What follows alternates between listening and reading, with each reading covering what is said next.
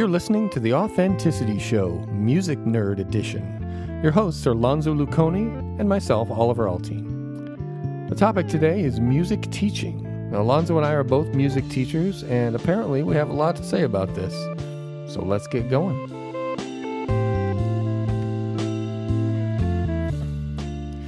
Hey, Lanzo. What's up, Oliver? Here we are again. Authenticity Show, another Music Nerd Edition. Yeah, isn't it awesome? It's been a while. Yeah, it has been a while. So what are we talking about tonight? Tonight we're nerding out about music education. Because you and I are both music educators. We are. So let me, is this your primary source of income, being a music teacher? At the moment, yes. Yeah, me too.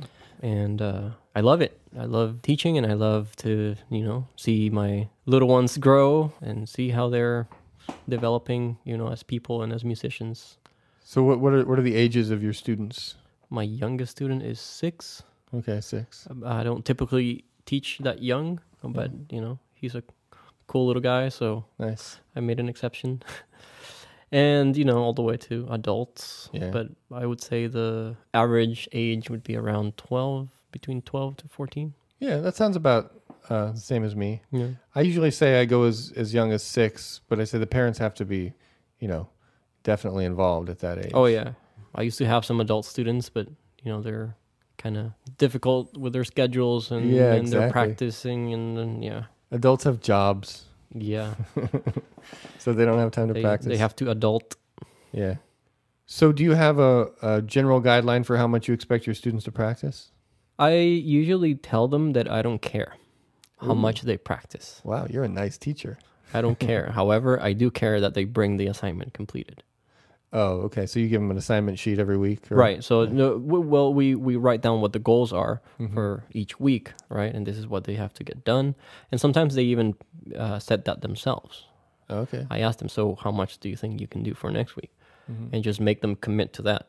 And then they will quickly learn, like, oh, this was too much. Right. Or, wow, I could have done a lot more. Oh, so you're teaching them to manage their own schedules in that way. That's cool. Oh, yeah. Oh, since very young. My 6-year-old, what I do with him is I write it down in steps. This is the first step. This is the second step. It's like 1 through 6, and they have to go 1 through 6 every day. So that sort of conditions them to, go through a routine of practice. Yeah, yeah. I do something similar. I have 5 on my practice sheets, but I usually start out with scales as the first thing. Yeah. And then the most recent or the newest song or whatever they're working on, and they work towards the more familiar stuff that or the easier stuff, however it works out being. Yeah, and I use that approach, but I make it so that it's adaptable to the different personalities, because some kids respond better to technical exercises than others. Some kids just want to start playing right away. Right. But when they're that young, you can influence that more, right? Yeah, because when they're older, they're stubborn a little bit. Yeah, true. Because young kids are just used to learning new stuff. I mean, they have homework for school. They're way more curious. It's just one more thing they have to do every day. Yeah. So, and we make it a lot of fun. For me, it's like the number one thing that I want them to get used to is self-awareness of their body. How their body feels, their breath, their muscles. Yeah. All that, so that eventually they can learn to do this on their own. Right. I always tell all of my students' parents that my job here is to teach my students everything I know as quick as they can, so they don't need me anymore. Yeah. Yeah, I have a pretty similar philosophy. Yeah. So I tell them, I know it's bad business, but it's my philosophy, because it would be really a failure if you take lessons for 10 years and then on the 11th year, you didn't take lessons and you forget everything, then it's just a waste of time, Yeah, yeah. So I want them to become independent. Yeah. And what better way to become independent than being self-aware of what you're doing? Absolutely. One thing I wanted to ask you about is, this is something that I go back and forth on, and I've changed a lot in my philosophy on this over the years of teaching, is how much do you tailor your lessons to the individual student? And how much do you have like a basic program that all your students go through? That's a great question, because I personalize everything as much as possible. But there are some underlining structures that I do implement on everybody in very similar ways. For example, things like accountability. That's part of the program. That sounds nice. And do the parents appreciate this? As a parent myself, that sounds good to me, you know? Most of them understand it, and it's pretty good because then they support you more. Right. You know? Yeah. Some don't get it, or some don't care. A lot of them, it's just, you know, babysitting. They drop the kids off and go shopping exactly, or whatever. Yeah, you know. So, yeah, those are the most frustrating ones. Yeah. I have to admit, I'm guilty of that as a parent sometimes, where I just drop the kid off and I've got stuff to do, and it's like, I'll just be back at the end of the lesson. You know? Right, but then again, it's the level of commitment should also be proportional to the level of expectations that you have. Right. And like, you can't expect to do that and then have the expectations of becoming a very proficient musician in this case. Yeah. Yeah, you know, for me, I used to treat every student as an individual. I mean, obviously every student is an individual, but more and more I've developed more of a program that I want all my students to go through, like more of a structured thing. Because I was thinking about, you know, if a student takes lessons from me for, let's say, 2 years, and then they go out into the world and they tell people, oh yeah, I took lessons with Oliver Althoen for 2 years. There's certain things I want them to be able to do, you know? Like, I would be, I guess, a little embarrassed if a student studied with me for a long time and like couldn't do what I consider to be fundamental stuff, you know? Right. Like basic scales, basic chords, you know, things like that. So I've got this multi kind of tiered structural system now that all the students basically go through. It's like my little program that I have. Right. So I think you're talking more about structure rather than actual approach, you know, because of course, we have to teach scales, we have to teach theory, we have to teach sight reading, we have to teach, you know, how to practice better, how to learn faster, technique, all that stuff. But for me, it's in the how. You know, if someone has, you know, struggling with a specific scale, then, you know, we play fun games, we do different things. If they're having trouble with the fingering in the particular scale, I have them like close their eyes and just say the fingers out loud. Right. So they can, you know, visualize. Saying stuff out loud while you play is a powerful technique. It is. Oh my God. It's like, it's so much can be solved by just saying it out loud while you do it. Exactly. And funny enough, that's where a lot of the times I find the most resistance from the students. They're like quiet, they don't want to count, they don't want to talk. Or they'll count like this, okay, 1, 2, and then just dies out. They're like, you messed up right when you stopped counting. Exactly. That happens all the time. All the time. And then they realize it too, and they still don't count. It's really funny to watch. Yeah. Well, everyone's got their things, they're like stumbling blocks, or there's things that they're just, that they're stubborn about or whatever. Yeah. You know? I've got mine, I know for sure. We all do. Do you let your students choose what songs or pieces they're playing, or do you pick them for them? It depends. When they don't have a lot of experience, you have to help them more. Part of the, you know, lesson plan is a lot of listening to music. In fact, some of my more advanced students, I ask them to keep a journal of the music that they listen to throughout the week. That's a great idea. Oh, I want to use that. I ask them to have like just a regular notebook and have it so that both pages, you know, are side by side. So don't use like the very, very first page, just have them side by side. And then on the left side, it's going to be the name of the composer. And they're going to write, you know, just very general facts about their lives, who they were, where they're from, you know, what style, and then just make a list of famous pieces that they wrote. Or just like in general, for example, you would say Bach wrote Preludes and Fugues, and he wrote, you know, like 2-part inventions, 3-part inventions. And then on the right side, you would write down the actual pieces that you heard throughout the week. Okay. Yeah, and I often ask them to do it with a score if they can. That's really hard, though. I admit.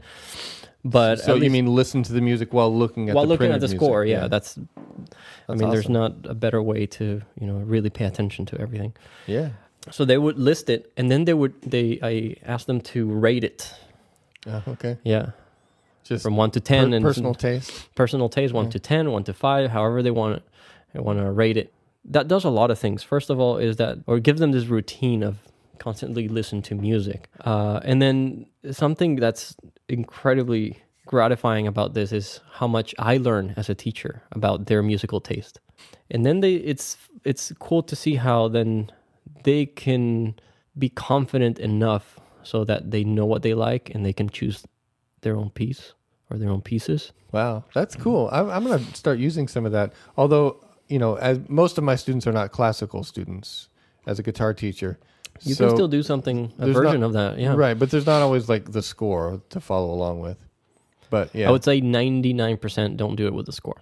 Okay, right. Anyway, Well, I suggest it, of course. Right, yeah. And it would be ideal. And I tell them, if you find it, and I give them all the resources, imslp.org, or if it's, harder to get, then I'll find it somehow. Yeah, and for those of you listening who don't know, imslp.org is a fantastic resource for classical music scores. Yes. Pretty much anything you want. Anything you want that's in the public domain is there. Multiple versions, parts, full scores. It's like a Wikipedia. It works very similar to Wikipedia, where it's just made of contributors. So I can scan a specific, edition of a score, and then it'll just be there. So cool. Yeah, highly recommended.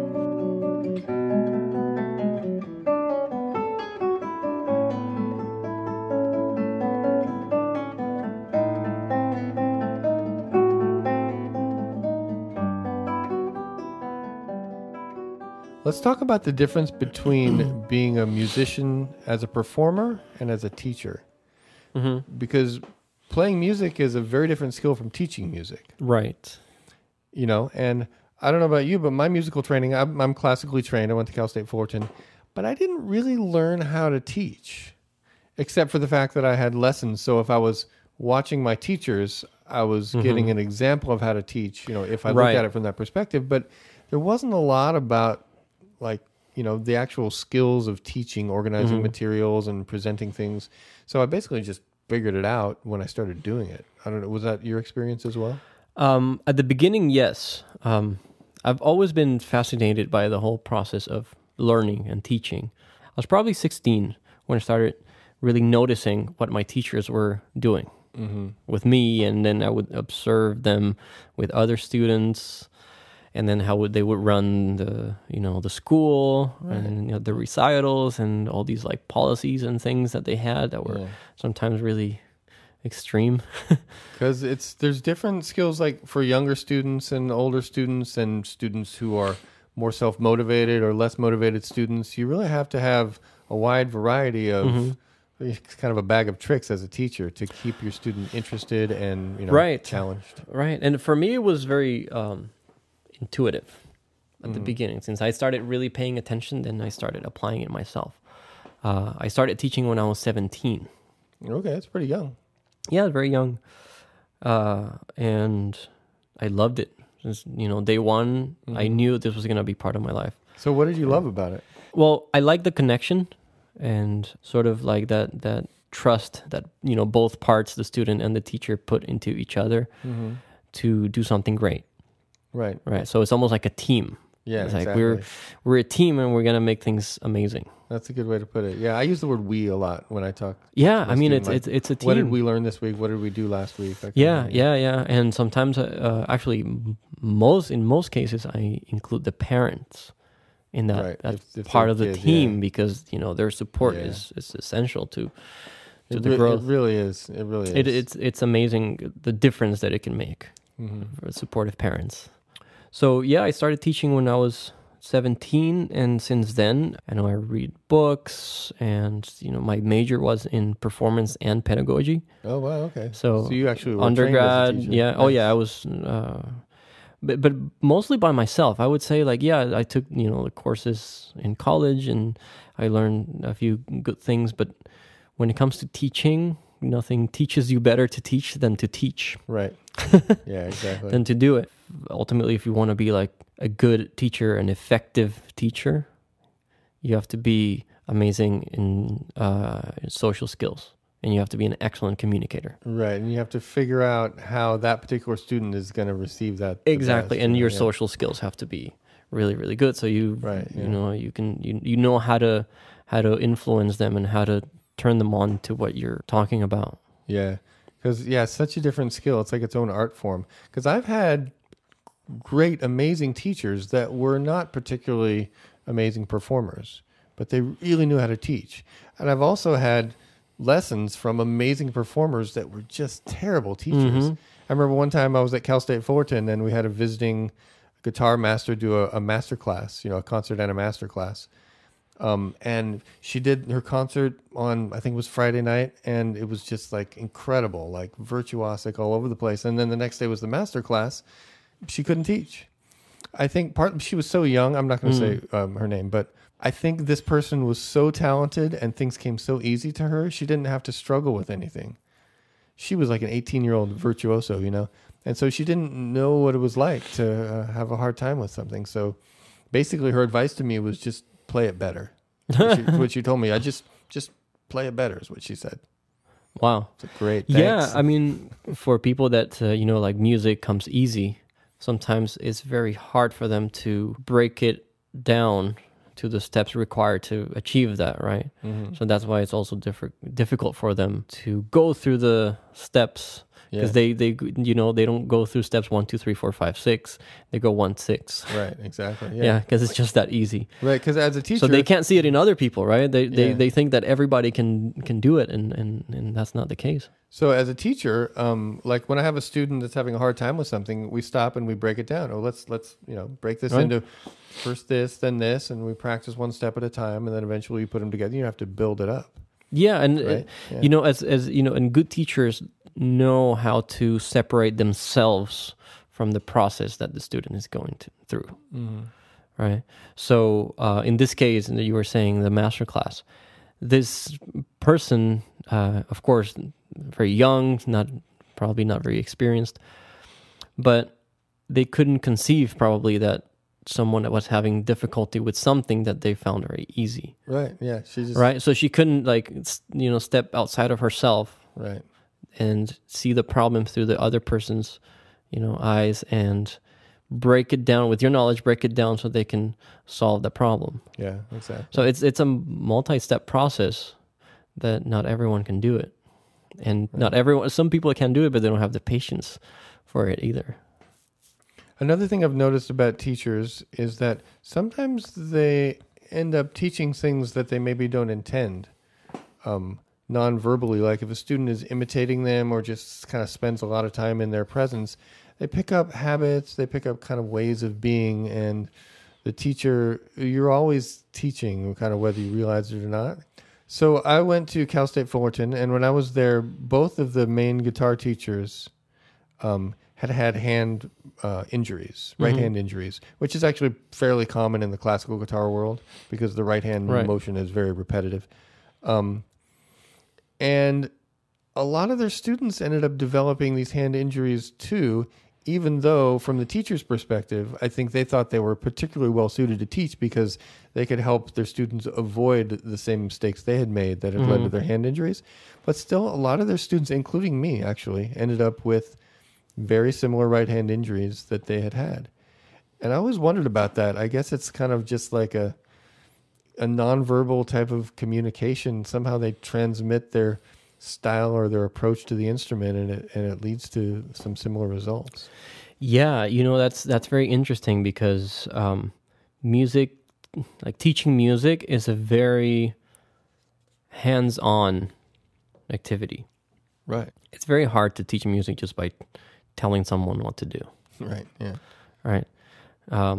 Maybe when the students are advanced enough and they reach a certain level, then the role is as a teacher is a little bit different. It's more of an advisor or someone to discuss ideas and coach maybe. A coach.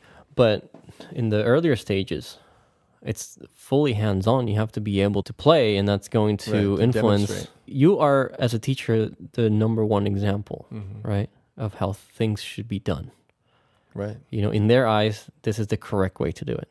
Right. And that's a big responsibility. Yeah. Being a performer and being a teacher are two different things, but it's very important as teachers to keep practicing and to keep their, chops, because when you're demonstrating, right, or when you're performing yourself, like you said, you're teaching even if you're not intending to teach in that moment, right? Right. Because yeah, you become a role model for your students. Yeah. And some of them pick up in a lot of things pick up on a lot of things that you might be doing unconsciously, and they pick them up unconsciously as well. Yeah, exactly. Yeah, that was my point. Yeah. Yeah. I think that keeping your skills as sharp as possible. I know that for some teachers is not as easy because most of the time is committed to their students and the little energy that they have left at the end of the day. Most people don't want to use it on playing their instrument. I have some students that I need to practice for or like prepare more for, if they're more advanced students. But those are the students that I love. The more advanced students, I mean, I love all my students, but it's nice to have an advanced student. Yeah, because it you can really get into stuff. You can get, go deep into stuff. And in my case, for example, when I have to play, when one of my students is playing a concerto and I have to accompany them. Okay. And I also have to practice my part. Yeah, for sure. And so you would play like an orchestra reduction on on a second piano, correct? Yeah. So I have to not only know the music, but I have to know it well enough so I can also hear what they're doing. Yeah. So I can coach them at the same time as I'm playing. Right, and also you're talking about the art of the accompanist. Which is, which is a whole other skill, right? There you go. I feel like accompanists are kind of like the unsung heroes of the music world, right? They are absolute heroes, and there should be statues. Because so often the accompanist part is in every music difficult, school in the world. Right? The accompanist part is often more difficult, and they get no credit. Not only that, is the ability that they develop, the listening ability that they develop is amazing. Right. It's not only about playing what they have in front of them. It's about interacting with the soloist. Right. So they have to be listening to every single nuance that, is coming from the soloist. You have to follow the rhythm. If they got any. If they end up in a different spot or whatever, you have to be there with them. Yeah. And, accompanying non-professional musicians is probably one of the hardest jobs. Mm-hmm. Like if you're accompanying a professional and they can play clean, and then it's fairly easy. But right. When you're accompanying like a children's choir or, like a beginner violinist, man, those are challenging. Yeah. You never know what can happen. Yeah.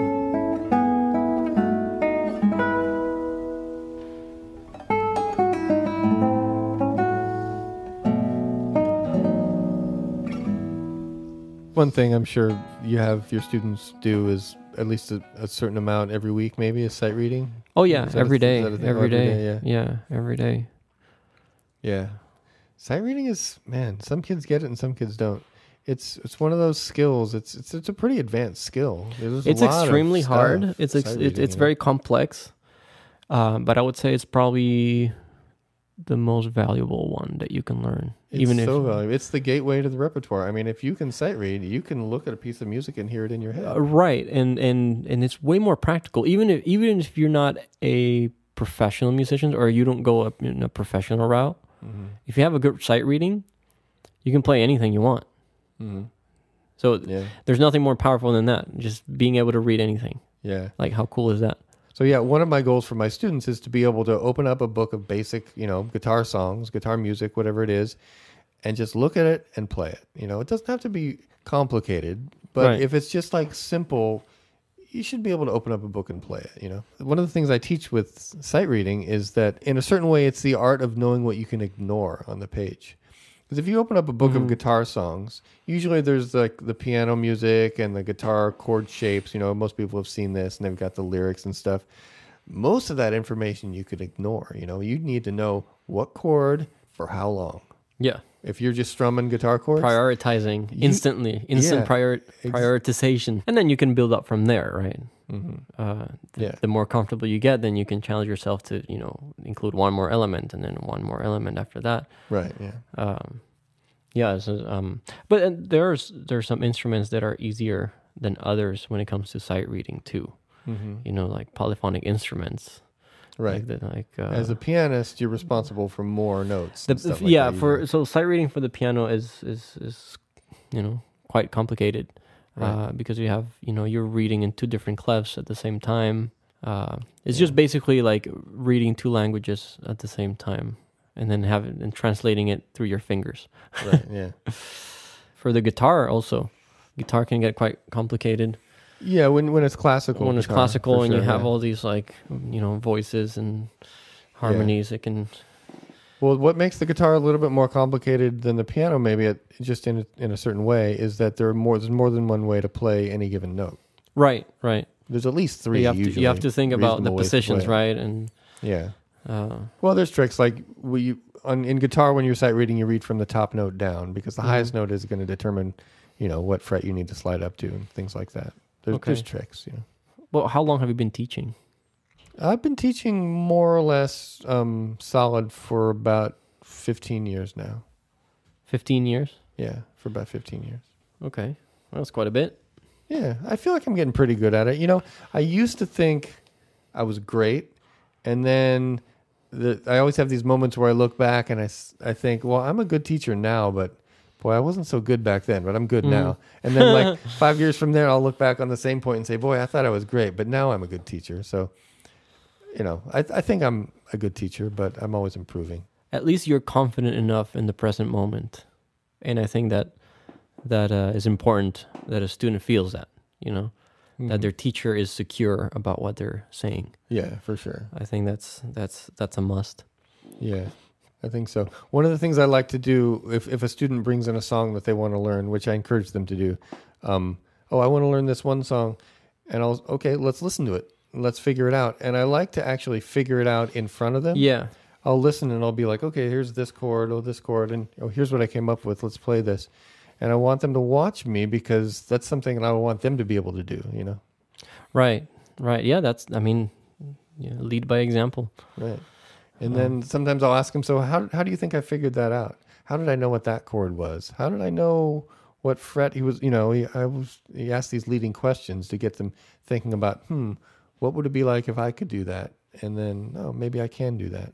Yeah, it gives the student a peek at what professionals do and how they figure it out, and maybe it'll motivate them to maybe one day they can do it that way or even better. Right, and it also, I hope, motivates them to learn a little bit more about music theory, because if you understand the theory, it's a lot easier to wrap your head around things and figure out what's going on. Things should just make sense. It's not a bunch of random notes. They're, there's obviously things make sense. Yeah. That's so in these 15 years of teaching, has it made you a better musician? Yes, absolutely.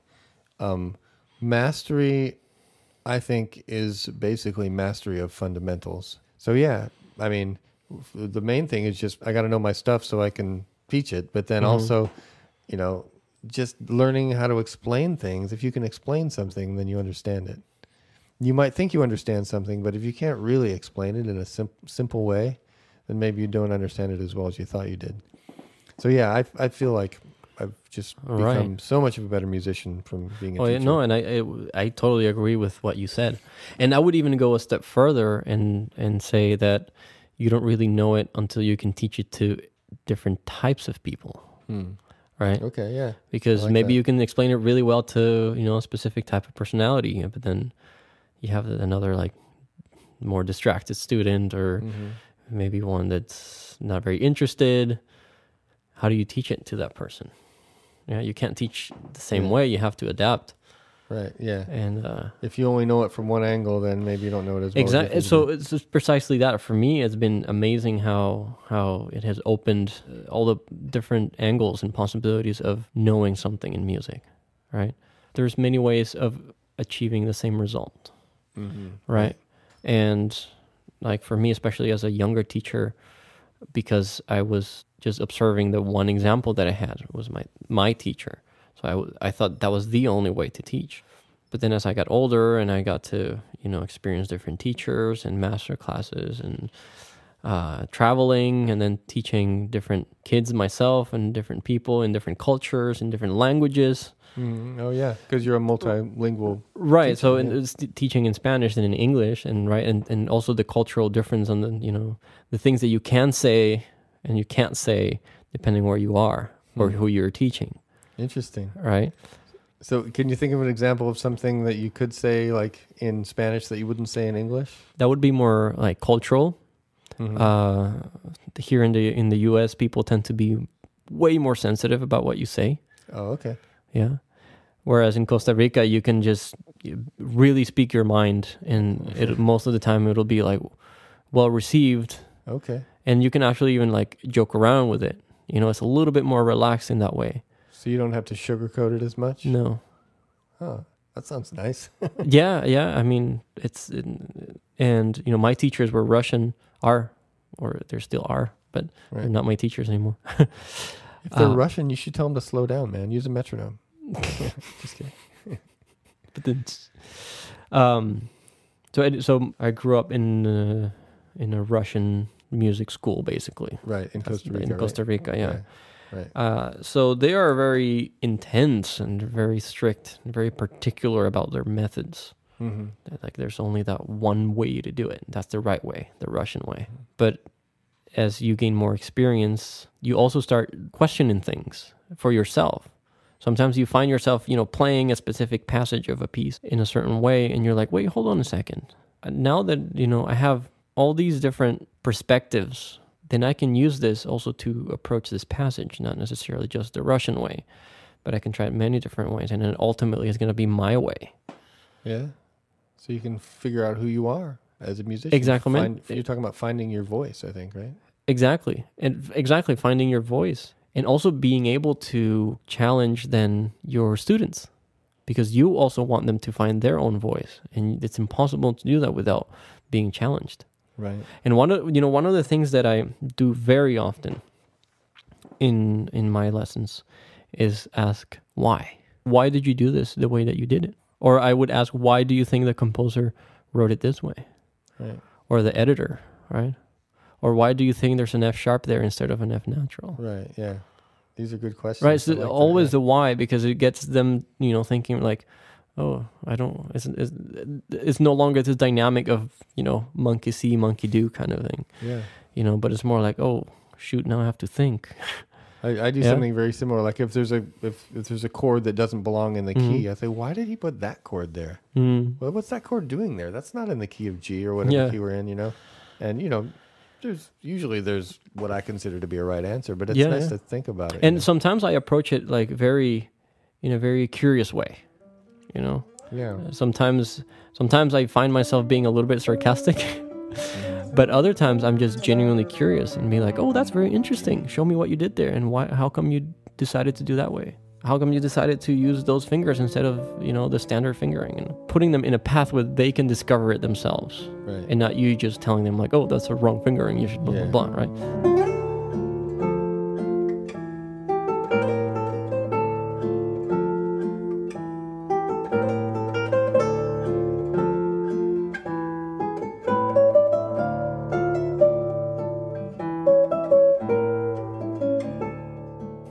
Okay. Do you have any pet peeves as a teacher? Anything that just bothers the hell out of you? Parents. Oh, parents. Number one, parents can be the biggest obstacle. Oh, obstacle. How so? Committing to learning something requires discipline, a good environment, a healthy mindset, healthy habits, good examples. So the dynamics at home play a huge role. The main problem comes when they ask them to practice, to follow the teacher's assignments or instructions, and they say it, but they don't act as if it's important. Yeah. You know? So we get put into like a lower priority. Right. In terms of following instructions, but not in terms of expectations. I see. So what happens is then the student is not advancing, the teacher gets frustrated, the parent gets frustrated, and you know, nobody really knows why. Well, it's because the environment at home is not encouraging that. Yeah, sometimes parents don't set a very good example. Like, you do your work while I sit here and play a game on my phone or something. The parents will do that, you know. But yeah, I mean, with your student, you're in charge of the lesson when they're there, but you can't control what happens at home. Exactly, you can't control what happens at home, and you can't control also how they show up at your lesson. Right. Especially in their mindset. Right. And a lot of the times they show up to your lesson already thinking that this is not that important anyways. Right. Because in the household it's not that important anyways. But if at home it's the lessons are put at a very high priority, very high value, then you can see that right away. Right. Yeah. I do feel like music lessons sometimes are like lower priority than like soccer or whatever other extracurricular activities. For some reason, music lessons seem to be at the bottom of the list for a lot of parents. Like my soccer practice changed, so I can't come to a music lesson. It's like, well, why wasn't it the other way around? Why isn't music more that priority? happens all the time. That happens all the time. And then they wonder why the kid is not improving, and it's frustrating to see as a teacher because you can't really tell them to their face most of the time, like, well, no, the problem is you. Right, yeah. Right? Well, sometimes you can say, it would help a lot if you could be more involved, or right. Or sometimes ask the parent, how much is he practicing? And sometimes they'll say, I don't know, Yeah, well, I do that a lot, and most of the responses that I get are things like, well, I told him to practice, and I think he did. I get that all the time, too. I told him to practice. I did my job. Yeah, or, like I asked him if he did everything, and he said yes, or she said yes. And then, but then, in front, everybody there in the room, I say, well, did you? Like, to the student, did you have the integrity to tell the truth? And the parent, are you even aware of what's going on here? Right. Did you read the notebook where I wrote down the instructions, or were you hearing the lesson? Yeah. I always like it when the parents sit in the lesson. I like it too. Unless the kid is, when they get to be like 16 or older than fine. Well, if they're mature, then, and there's, I've had students that even at 10 years old, they don't need their parents there. Yeah. But I feel like that's a rare case. The parents should know, at least what the expectations are, what they're supposed to be working on. Right. And it's also good to understand what the teacher is trying to do and understand the teacher himself, or herself, what their priorities are and what their goals are with the students. Because it's also very important to know for parents if that is the right teacher for your kid. Right. There's a, compatibility element that's incredibly important. If there's no bond there, if there's no connection, man, teaching is a two-way street. Right. Yeah. You can't just spit out a bunch of information. Doesn't matter how valuable it is. The student is only gonna open up if there's a bond there. If they feel like they're being cared for.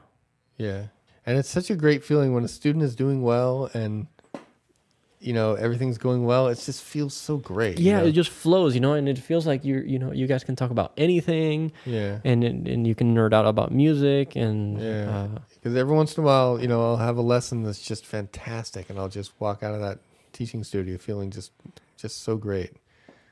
It's hard to describe to someone who isn't a teacher how great it feels when you have a student. Yeah, and especially when the student, also walks out of there with a smile on their face and all excited. Yeah, that's the best right there. Have you had students that come to you with very specific goals, or is it mostly just people that want to learn music because it's fun? Like, what is generally the motivation for your students to learn? Most of my students are between the ages of, let's say, 10 and 14. And I think their motivations are not necessarily clear to them. They just think it's cool or want to do it because they have this idea that it'll be cool. I think it'll make them into, I don't know if that's the only reason, but that seems to be one of the main reasons. Is there ever some sort of pressure from the parents? Oh yeah, sometimes, especially at a younger age. And sometimes the student doesn't want to be there, but Right. And then every once in a while I'll get an adult that says, I really want to learn the solo for Hotel California or something like that, And I was like, all right, well, we can work up to that, So how do you then, once you sort of know their motivation, how do you prepare them? What kind of training? Is there a different training that you set up for them depending on what they want to do? Yeah, sometimes. Like sometimes it'll be like a school project, or if it's like a homeschool thing, they'll have there'll be training for some specific thing.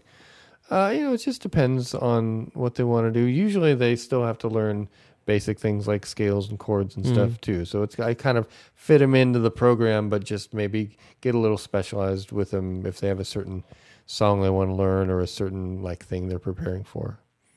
But I imagine you probably have more variety as far as that with your teaching than I do. Yeah, it used to be even more so a few years back.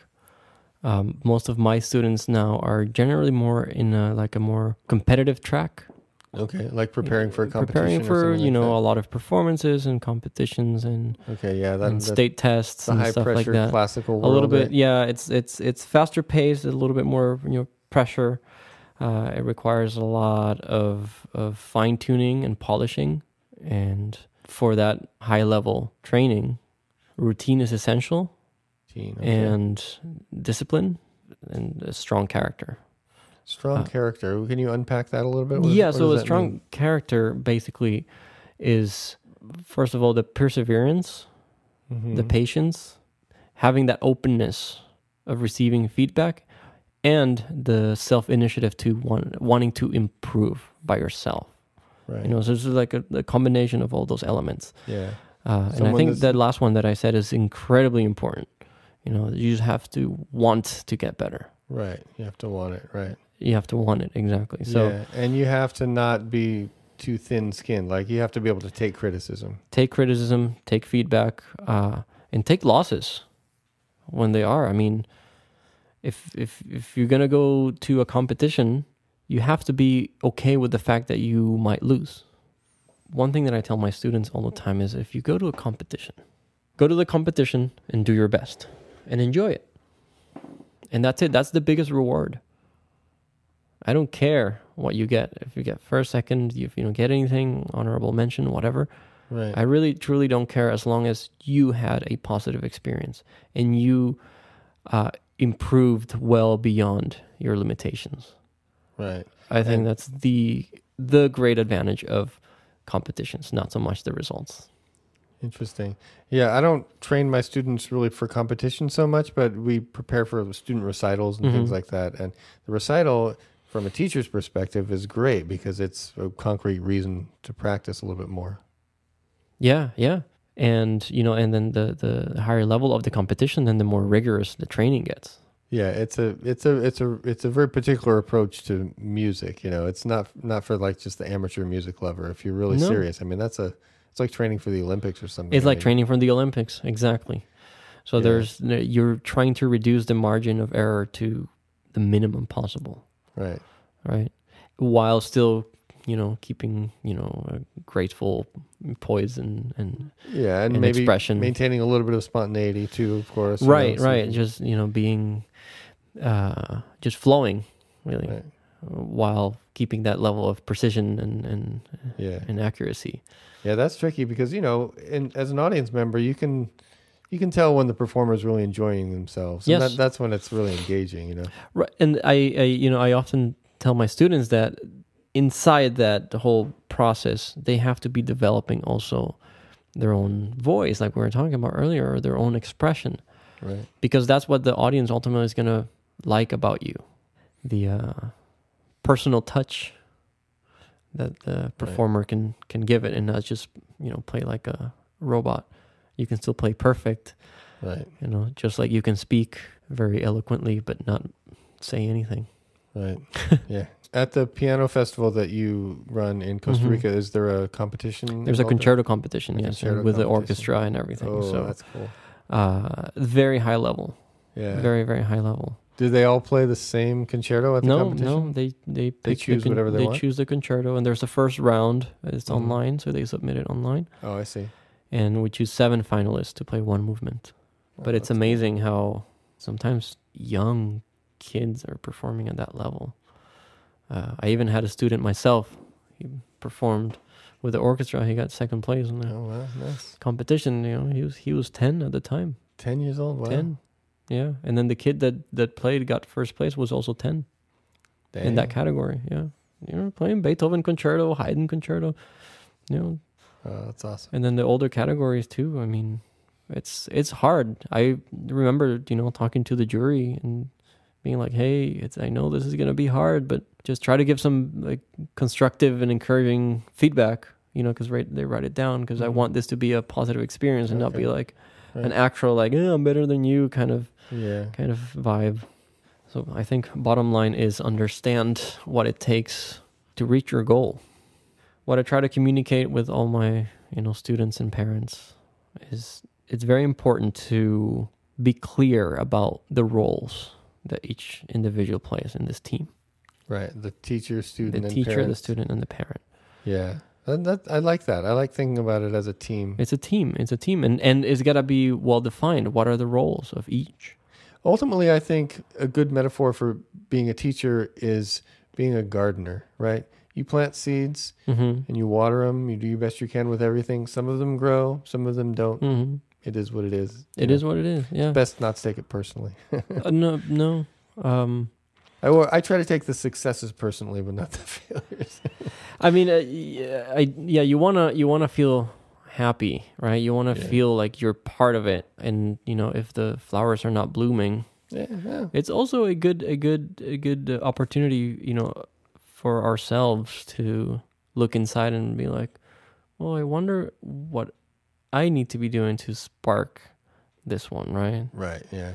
Maybe this one needs a little extra. This one maybe needs a different approach, or even sometimes, and this has happened a few times to me, if it's not the right fit, knowing someone that could be the right fit for this person, so they can actually, they don't have to quit music. They can just go to someone else that might have a different skill set than you. Right. Their personalities could be more compatible with, Yeah, that's good to be aware of that stuff for sure.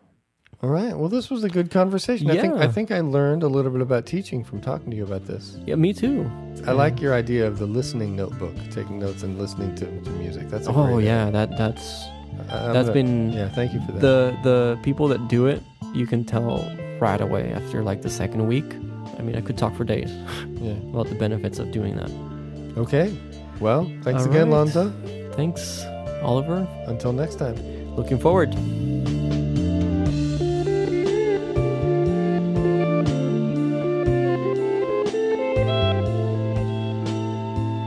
You've been listening to the Authenticity Show Music Nerd Edition with your hosts, Lanzo Luconi and myself, Oliver Althoen. The show is produced by myself, Oliver Althoen. I also wrote the theme song, which you're listening to right now. And for this episode, the interstitial music was actually me playing classical guitar. I played some Bach, some Sor, and some Taraga. Please remember to subscribe to the show on iTunes, Stitcher Radio, we're on Spotify. Find us on YouTube, Facebook, all the stuff, Instagram, Twitter, and our website is authenticityshow.com. Thanks for listening, and have an authentic day.